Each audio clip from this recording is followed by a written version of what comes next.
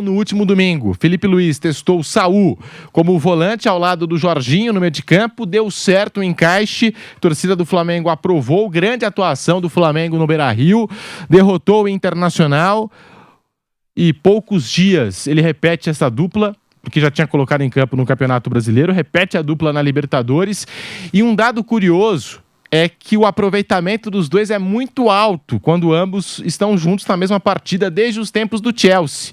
Em partidas que começaram como titulares, os dois têm 100% de aproveitamento, Saul e Jorginho, apesar da curta amostragem. Então, Jorginho e Saul jogando juntos. São 17 jogos, 15 vitórias, 2 empates, aproveitamento de 91,8%. Não perdeu essa dupla, hein? Quando jogaram juntos. E 10 jogos dos 17 sem sofrer gols, sem ser vazado. Isso por Chelsea e agora Flamengo. Juntos como titulares na carreira, aí 100% de aproveitamento. 6 jogos, 6 vitórias e ficaram 3 jogos sem sofrer gols.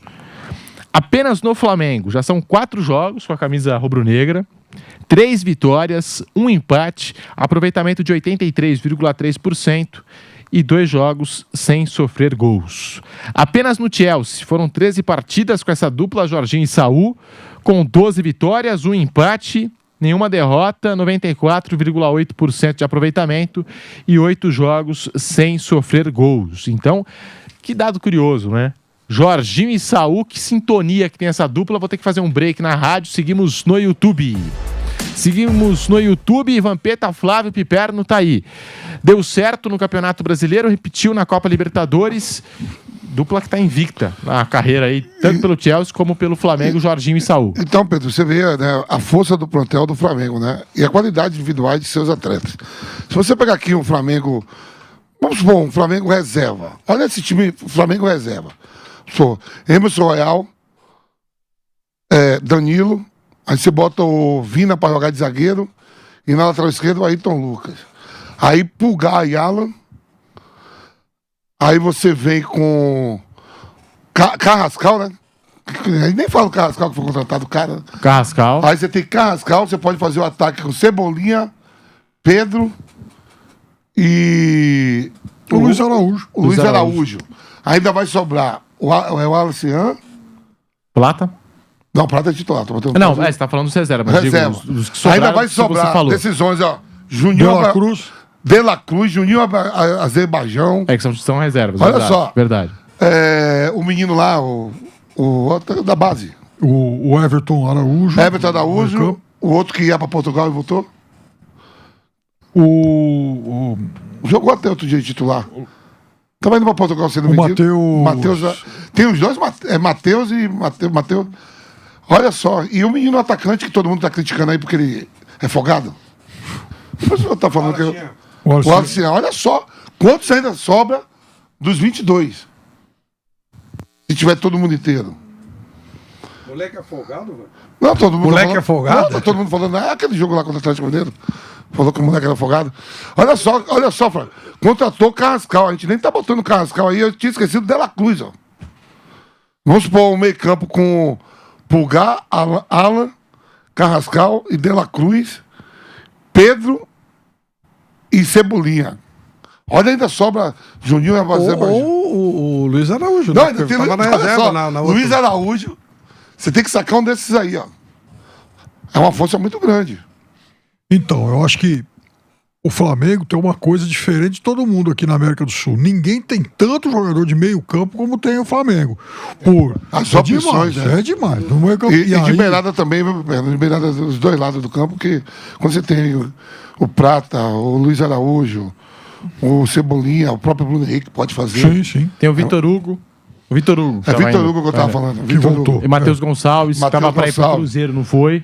Jogou no Bragantino esse aí, né? Matheus Gonçalves, voltou pro Flamengo. Olha quantos sobram ainda. Por isso que eu acho que o Palmeiras tem que os dois zagueiros, que eu não sei o nome agora, é convocado para a seleção sub-20 direto. Por isso que eu acho que o Palmeiras tem que ir atrás do... Um deles jogou com o Vitor Reis, eu vou lembrar o nome. O Palmeiras tem que ir atrás do Andrés Pereira para ontem, porque nesse setor o Palmeiras está muito enfraquecido depois que o Richard Rios saiu. Não dá para comparar o Richard Rios com os outros que o Palmeiras tem lá. De volta agora sim pela Rádio Jovem Pan em todas as plataformas com o bate-pronto desta sexta-feira, falando do Flamengo, dessa dupla Jorginho e Saul. Dupla 100%, hein? Quando jogaram juntos lá no Chelsea e agora no Flamengo também não perderam ainda. Jogaram juntos e se enfrentavam pela seleção espanhola, seleção italiana, né? Depois, antes de o Saul ir pro Chelsea, Atlético de Madrid, Saul e Coca era a dupla de volante. No Atlético de Madrid enfrentava o Chelsea.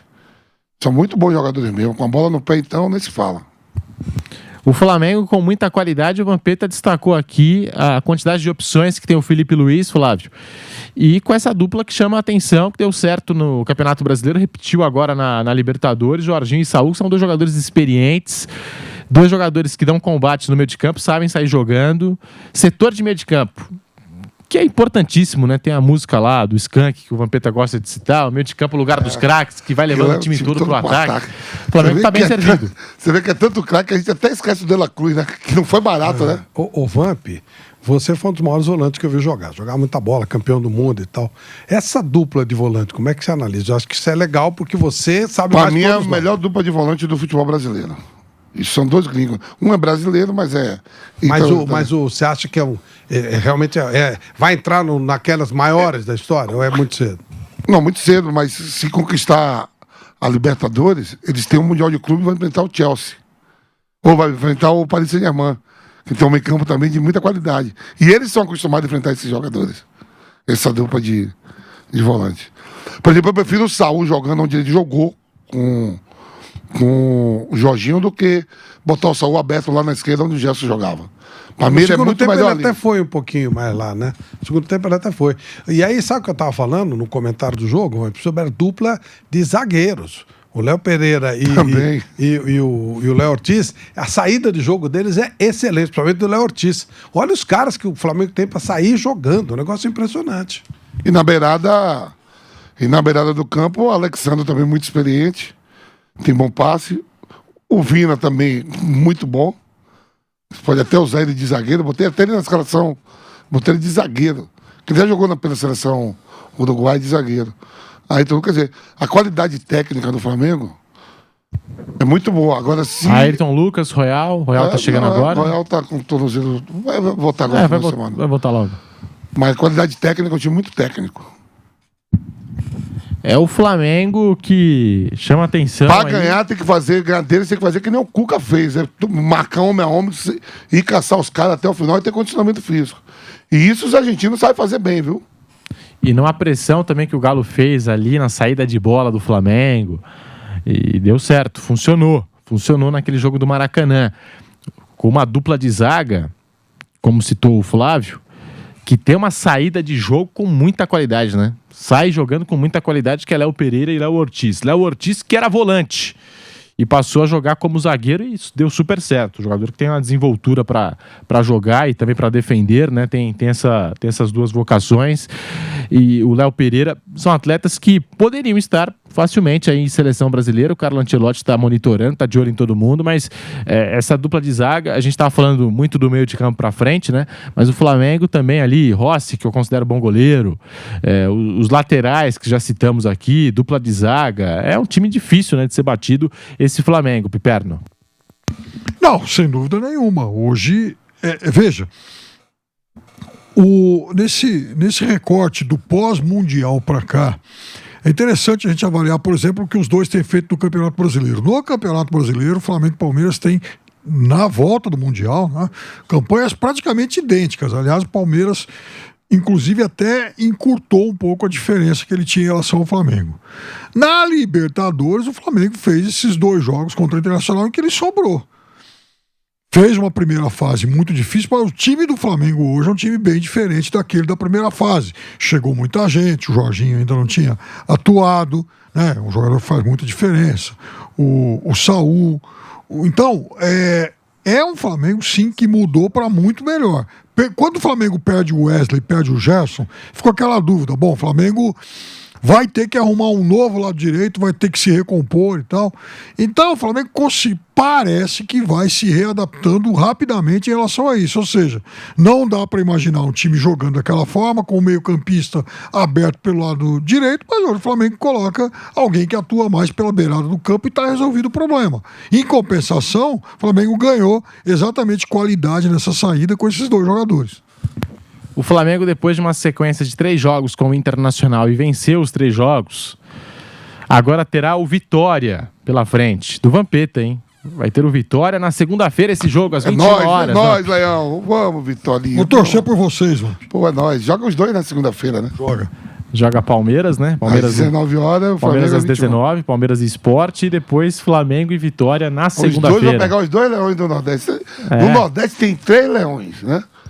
Que é o Fortaleza, o Sport e o Vitória. Mas o verdadeiro leão mesmo é o Vitória. Porque é o mais velho. Entendi. O Vitória Tem que respeitar. 13 de maio de 1888. Pera. Não. Mas o time de futebol? O Vitória? 1888. Não. Ô, louco. Ele é antes de 1900. Não, tudo bem, 13 de maio. Não pode ser, pô. Não. 13 de maio. A mais velha é 11 de agosto de 1900. Então o time do Rio Grande do Sul começou uns meses antes. Estamos falando de 1900. O Vitória começa antes. Mas aí talvez não com o time do futebol. 1899. Com o nome de Clube de Cricket Vitória. Depois cricket, mudou para Esporte Clube Vitória em 1902. E depois mudou para o atual nome em 1946. Porque a maioria dos clubes começa tudo com aqui em São Paulo, é tudo no Rio aí, né, de Remo, né? Flamengo, o Rio lá também. No Rio de Janeiro. E aqui em São Paulo também. Clube de regatas. Então. Rio e São Paulo, então. Vitória já começa aí. 1800 e quanto? 99. Já tinha o nome Vitória. O mascote independente que seja cricket. 2 anos depois vira o Leão. É um dos clubes mais antigos do Brasil. É o Vitória. Sport Clube Vitória. 13 de maio? E agora tá com o Carilho. É isso. 13 de maio, sabe o que é isso? 13 de maio de 1899. Sabe o que é 13 de maio? Da 13 de maio? O quê? Escravidão. Onde tem a alforria. 13 de maio. Que a princesa Isabel solta todo mundo. E o Fábio Declaro vocês tudo, negada, livre. Afrodescendente. Todo mundo livre. 13 de maio, é o dia da abolição. E o Fábio Carilli que tá tentando acertar a casa. Pô, tava bem pra caramba, ganhando 2-0 do Juventude. Um homem a mais e o Juventude conseguiu empatar.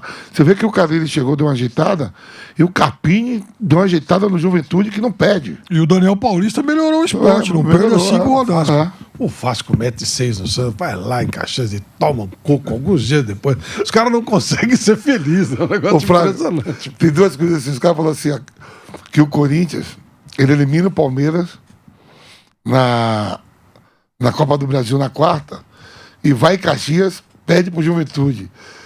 Aí os caras falaram, já pede para deixar o torcedor do Palmeiras mais irritado ainda. O Vasco vai. O Vasco ganha do Santos. O Vasco ganha do Santos, vai lá em Caxias, pede para deixar o torcedor do Santos mais puto ainda com aquela invasão. Da vida. Com gol do Nenê. Nenê abriu o placar para o Juventude e ex-Vasco da Gama.